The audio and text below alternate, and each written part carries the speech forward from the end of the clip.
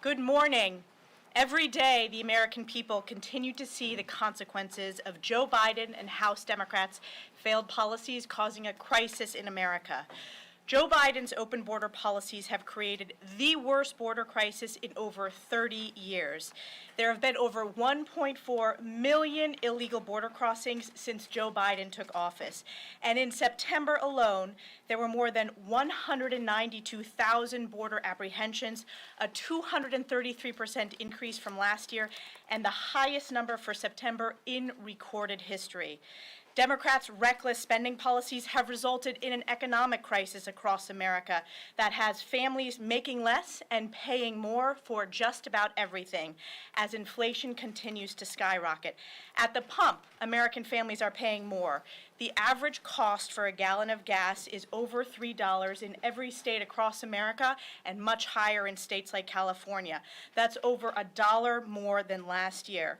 Right now, our local communities are also facing a supply chain crisis that's leaving shelves empty just in time for the holidays. And Thanksgiving is shaping up to be the most expensive Thanksgiving meal in the history of the holiday. And now we see in the Democrats' far-left socialist tax and spend multi-trillion-dollar behemoth bill that they are warning Americans there will be home heating bills increasing upwards of 54% compared to last winter. These crises hit American families directly. And in the midst of this uncertainty heading into the holiday season, Democrats continue to peddle this tax and spend multi-trillion-dollar package with far-left socialist policies. Today, you will hear about some of those policies from my colleagues, Congressman Drew Ferguson, the Chief Deputy Whip from Georgia, and Kelly Armstrong, who will talk about Joe Biden's energy crisis. I'm going to turn it over to Drew Ferguson, who will talk about the IRS spying on Americans in the Democrats' bill. Drew. Thank you, Elise. Americans are fed up. They are fed up with the price of gas. They are fed up with the lack of supplies and food on the shelves. They look at Joe Biden as a modern-day Grinch that's on the verge of canceling Christmas, and they are tired of being told what to do. And probably the most egregious provision in the Democrats' tax and spend plan, the largest in American history, is a provision that would allow the IRS to spy on your bank accounts. To put that in perspective, if you spent $28 a day, you would get caught up in the IRS dragnet. $28 a day. And this is wrong. Americans do not want the IRS looking in their bank account, and the federal government has no business looking at your private bank accounts and your money. People are sick and tired of this. Since I have been in Congress, I have not had a single issue that has raised this much attention and awareness. It is the number one issue that has been coming into, with calls coming into my congressional office, and I've got colleagues throughout the conference, both Republican and Democrats, that are saying the exact same thing. So we introduced a bill to prevent the Treasury Secretary from implementing rules that would allow allow the IRS to tap local banks, credit unions, and other entities to spy on your bank accounts. I can't imagine a single American, Republican, Democrat, Independent, rich, poor, that wants the IRS looking into their bank account, and for good reason. If you look at the recent history of the organization, they have failed to gain the trust of the American people. Look at what happened with Lois Lerner. Look at what happened with the leaking of information to ProPublica. Can you imagine what would happen if the IRS got their hands on every bit of information in your bank account? And don't think for a minute that that's not what's coming. The Democrats want control. They want control of your life. They want control of your finances. They want control of everything. And we're here to stand up against that, to push back, and we're going to continue to raise awareness about this. It is wrong. We think it's unconstitutional, and the federal government should not be allowed to look into your bank account without a reasonable search and seizure and a warrant. It is your private business. It is not the business of the IRS. So with that, we stand committed to blocking this horrible provision and to make sure that we maintain freedom in America's lives. Thank you.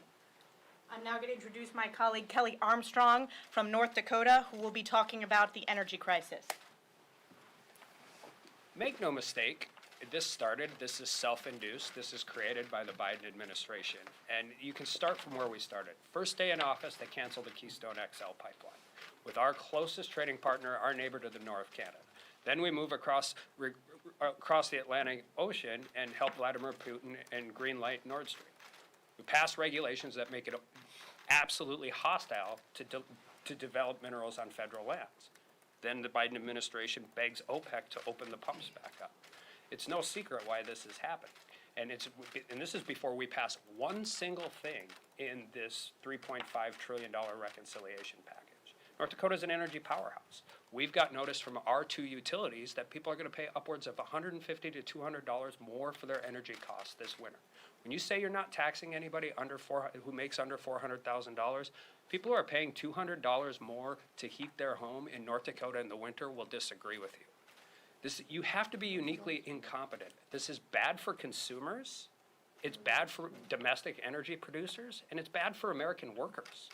We are creating a policy that makes energy more expensive and puts us in a bad competition slate on the world stage. It's that simple. And on top of that, we're moving towards these unrealistic climate goals that simply cannot be attained in the time in which they say they do. My concern isn't that they succeed because they can't succeed. My concern is that they fail. And when they fail, consumers are going to pay more for energy, American companies and American workers are going to suffer. That's exactly what's going to happen as this moves forward. And we need to talk about it, and we need to be honest with the American people about it. Because their costs are going up, whether it's at the pump, or it's to heat their house, or to feed their families. And we're not spending enough time talking about why that is. And with that, I would turn it over to our whip. Thanks, Kelly. Hardworking families are paying the price for all of these crises that have been created by President Biden and his big government socialist agenda that we've been seeing this whole year. Whether it's the inflation that people are paying for every good and supply that they buy when they go to the grocery store, when they try to renovate their houses, they're waiting longer for things because of the supply chain crisis. They're paying dramatically higher, over 40% more at the pump because of the energy crisis that President Biden created.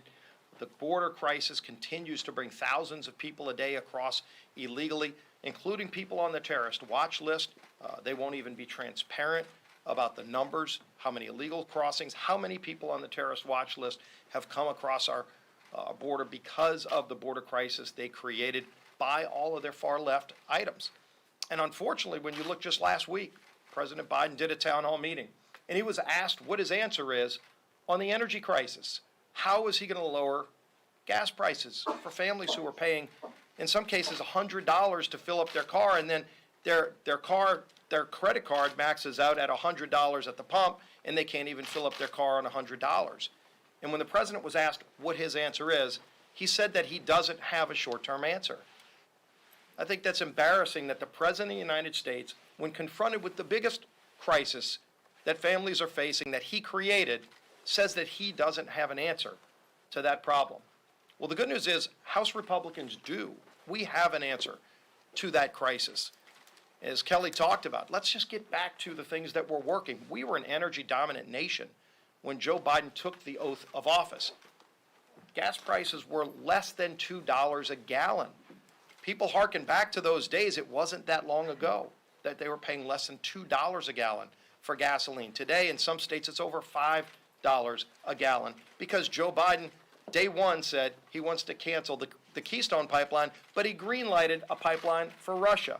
He canceled production and leases on federal lands here in America, but then he went and begged OPEC and Russia to produce more oil. And by the way, if this was all about carbon emissions, because you're going to see later this week the president get on a plane and head off to Europe, and his biggest priority is to be able to go to Europe with a massive tax and spend agreement so that he can go to brag to his European allies about how much he's wrecking America's economy with higher taxes, higher spending, and Green New Deal type proposals that will make it more and more difficult for families to heat their home in the winter because of his natural gas tax. All in the name of saving the planet. The only problem is the things that he's doing are increasing carbon emissions, because when he's shutting down American energy production and begging OPEC to produce more oil, OPEC actually has a higher carbon emission rate to produce the same oil that we produce here in America because we have higher standards. If you want to lower carbon emissions, America was doing that before Joe Biden took the oath of office. We're actually lowering our emission standards. You look at China, they're building 300 coal plants this year. We should be making more things in America. We should be producing more energy here in America. It lowers the cost of emissions, but it also lowers the cost for families who are paying too much, and they're fed up with all of the inflation that's brought on by all of these socialist policies coming out of Washington. And their answer is to double down and do even more of it this week with their proposals to spend trillions of dollars and raise trillions in new taxes. And by the way, a lot of those taxes are going to be paid for by middle and lower income families. The natural gas tax in their bill, that will be a tax on every family who uses natural gas, probably 15% more in their electric bill every single month. The inflation tax, because inflation is a tax that's brought on by Joe Biden's massive spending, that hits lower income families the hardest. And so what we're saying is stop this madness. Work with Republicans to actually confront some of these crises, because while President Biden doesn't have an answer, we do. And just look at infrastructure. While they're holding infrastructure hostage to this multi-trillion-dollar bill that, as Drew Ferguson said, among other things, creates an army of new IRS agents. We're not saying they're going to have over 80,000 IRS agents. In their bill, they're adding over 80,000 more IRS agents to, among other things, try to snoop on people's spending. If you make over $10,000 a year, a senior on a fixed income would fall into that new trap. That is not what Washington should be doing. There was a bill that came out of the Senate unanimously last week, by the way. Bill by Senator Cornyn passed unanimously that frees up over $120 billion that's already sitting in state bank accounts, frozen, would allow those states to use that money on infrastructure today, not having to go through federal agencies here in Washington, but actually allowing those states to have over $120 billion freed up today to do real infrastructure. We're asking Speaker Pelosi to bring that bill to the floor.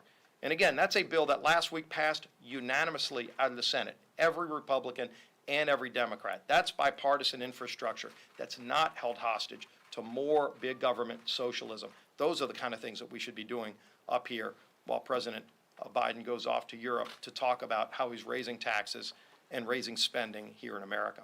With that, we'd be happy to take some questions. Yes, ma'am. I know the House GOP had a political conference meeting this morning. What is the level of confidence or optimism among Republicans right now about winning back the House? And just, could you describe the general mood among Republicans? There's a lot of energy, very positive energy about where we are in our path to take back the House next year, and it's because you see it all across the country. There's an anger by families, Republican, Democrat, and Independent. You see it in the polling. They're angry about all of this big government socialism. They don't like the spending. They know that the spending that President Biden and Speaker Pelosi have done are the biggest driver of inflation, and inflation is the biggest thing that's holding families back today. Even if you're getting a wage increase, it's being undermined by a dramatic increase in inflation that ultimately takes that away. Elise talked about the projections that this will be the most expensive Thanksgiving ever. Turkeys might cost twice as much as they cost last year. Families are paying the cost of President Biden's big government agenda, and they don't like it. And so you're seeing that same kind of energy in Virginia, and the big driver there is, again, the big government socialists, the union bosses who don't want your kids to go to school. Terry McAuliffe thinks that parents shouldn't be involved in their kids' education. People are tired of Washington bureaucrats, unelected bureaucrats anywhere, telling them what to do and making it harder for them to live their lives, and in some cases making it harder for the kids to go back to school. So I think you're seeing that all across this country. Whip Scalise, the Helms Amendment and Hyde Amendment, taxpayer-funded abortion, still is not in the reconciliation bill. Is that still a priority? Is that a non-starter? It's a top priority of ours that the Hyde protections that go back to the 1970s stay in law for any spending. Taxpayer money should not be used to fund abortion. That had always been a bipartisan initiative. And in fact, Joe Biden, when he was in the Senate, used to be a champion of the Hyde Amendment. And today, Joe Biden is trying to gut the Hyde Amendment. So I don't know what changed with Joe Biden's approach, but most families across America, whether you're pro-life, pro-choice, most people agree that taxpayer funds shouldn't be used for abortion. And it is a top priority of ours to defend the Hyde Amendment in any spending bill that moves through Congress. Going back to Virginia, the Republican nominee, Glenn Youngkin, has been in the news recently for saying that he does not personally support same-sex marriage, though he said it's legally acceptable. I wanted to get the position of the House GOP conference on this. Do you see same-sex marriage as a settled issue legally, and do you support it? Well, ultimately, in the governor's race in Virginia, I think you're seeing probably education becoming the top issue because parents want to get involved in their education. You know, in the past, marriage was an issue that was handled at the state level, where each state had their own laws, and ultimately the Supreme Court, as in Roe v. Wade, the Supreme Court undermined states' ability to ultimately make that decision. But states used to set their own laws, whether it be for marriage, for abortion. But in the end, in the Virginia governor's race, I think you're seeing inflation and education being the top issue. And frankly, Terry McAuliffe's on the wrong side of all of those issues. Mr. Scalise, how do you feel about the idea of a billionaire tax? Yeah, and look at where they've done this. I mean, it seems like every bad idea that comes out of states like California and New York, they try to replicate for the whole nation. And so when you look at states like California and New York is probably the best example of a billionaire tax, where they said, they want as a state to go pick on a group of people if they have success. And in America, by the way, we used to encourage everyone to work hard, play hard, and if you play hard and work hard, you have a chance to be anything you want to be, except now you've got these big government socialists that want to say, they want to cap how successful you can be. And so in states like New York, where they put big taxes on billionaires, what you ended up having is a lot of billionaires left the state. California, a lot of billionaires left the state. And states like Texas and Florida are growing and gaining seats in Congress this year, and New York and California are losing seats in Congress because ultimately people aren't going to have government slow down their success. But go to, again, they love going to Europe. A whole bunch of Democrats are going to go to Europe in a few days. In France, they had a billionaires type tax, and they got rid of it because it was destroying investment in their country. Why would we want to destroy investment in America and punish success in America? We want to encourage more and more people to work hard, to create more opportunities for everybody, and stop trying to find a way for government to go punish somebody if they meet some new definition of success. Because President Biden, and go back to his campaign, he said if you make less than $400,000, that was his threshold, you won't pay a dime in new taxes. The only problem is he breaks that promise in his budget and in this massive multi-trillion-dollar tax and spend bill, not the least of which is his natural gas tax. The natural gas tax, we tried to take that out in the Energy and Commerce Committee, pointing out that it broke President Biden's pledge not to tax people making less than $100,000. If you're making $50,000 a year and you heat your home with natural gas this winter, you're going to be paying a lot more. That is a tax. Inflation is a tax. And yet President Biden wants to raise taxes on those hardworking families and break his promise. Yes, ma'am. Related to that. You've mentioned that there are Democrats who are headed to Europe. There are also a number of Republicans who are also headed to the UN conference. And I just wanted to see if you could comment, are you supportive of them going? And if so, what do you think their goal needs to be at that conference? Yeah, I think it's important that we give a counter argument to this Green New Deal, Paris Accord type socialist approach to the planet, because ultimately, if you say America's not going to be able to produce things, to manufacture things, because they're going to put unrealistic targets on our manufacturers and families here in America, it's going to absolutely raise costs on families here. But what it does is sends those jobs, because things will still be made. Steel is still going to be produced. But if you can't produce it in America because the unrealistic targets by a Paris Accord or a Green New Deal, then China, Brazil, India will make that same steel. The problem is, in those countries, they actually emit about 5 times more carbon to make the same steel. So if you want to save the planet and carbon emissions are your concern, you ought to want to make more things in America, not crush America's economy and exempt China, because ultimately China is the country that is emitting the most carbon, and they're not slowing down. And all of these agreements, whether it's Green New Deal or Paris Accord, exempt the biggest polluter, China, at the expense of hardworking families here in America. So they crush jobs here. We ought to be making more things here. We wouldn't have a supply chain problem out at the Port of Los Angeles if we were making more things here and then putting our products on ships and sending them to other countries of the world instead of the opposite. And we'd actually reduce carbon emissions, as we were doing before Joe Biden took office. Is climate change real? Yeah, so, yeah, well, final question, yeah. Thank you. Related to the previous one, Democrats are also talking about a millionaire surtax on either 5 million or 10 million. I'm just curious, is it your position that millionaires or billionaires should pay the same amount of taxes or more or less? What I'm saying is there should be fair taxes for everybody, but ultimately there ought to be limited government here in Washington. The reason that they're trying to find ways to raise taxes on everybody, including future gains, which is not even constitutional, based on what a lot of constitutionalists have said, but they're going to try it anyway. The reason they're doing this is not for good policy, it's because they want to spend trillions more on social programs. And that's where they're losing the American people. Because families who are paying more for everything, with inflation, with higher energy prices, they know it's because of all of the spending here in Washington. And the only thing that would make inflation worse is spending trillions more in Washington. And so the tax policies they're trying to pass have nothing to do with equity. It's all about trying to generate trillions more dollars to hire 80+ thousand IRS agents, to ultimately go after people's bank accounts so that they can spend more money in Washington. That's what people are fed up with. Frankly, that's what's hurting our economy today. We need to move away from that agenda. Thank y'all.